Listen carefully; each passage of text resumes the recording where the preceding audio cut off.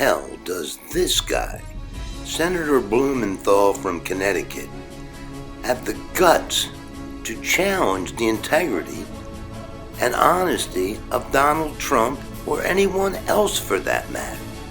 The race to replace Senator Christoph took a turn overnight. The New York Times reports Democrat Richard Blumenthal, the state's attorney general, has been misrepresenting his military service record.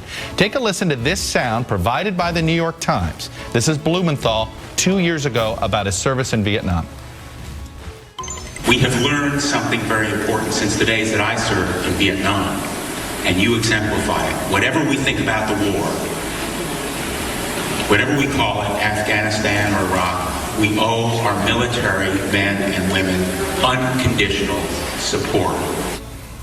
Now, as it turns out, Richard Blumenthal never did serve in Vietnam. Blumenthal served 6 years in the Marine Corps Reserve, stateside, enlisting in 1970 when he worked in the Nixon White House after receiving 5 draft deferments. How does one unintentionally misspeak that they were in Vietnam, not once, twice, but maybe dozens of times? You know you were in Vietnam.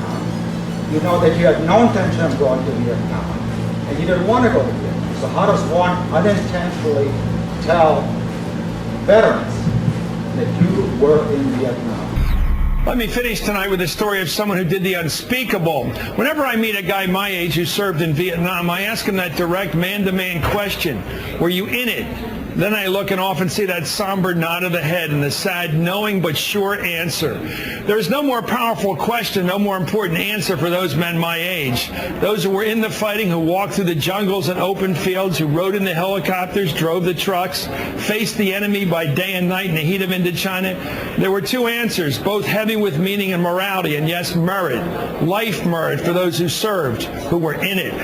I don't know how a person could lie about such a thing. I don't know how you, I, anyone could look into the face of another and say that they were in Vietnam, that they were a Marine in Vietnam, with all the merit attached to that claim, if it were not true. I don't know how a person could do it. Today we learned that the Attorney General of Connecticut, a man with the power to indict, has made such a claim, that he was in Vietnam when he was not. He has said he was in the Vietnam War when he never was. Never was. He says he misspoke. But how many times did he have it written in the paper that he served? How many times did he let the record stand that he had served in Vietnam? How many times did other men face him man to man and ask him, were you in it? And let that other man believe, that other American think that he deserved such honor when he knew every instant that he did not.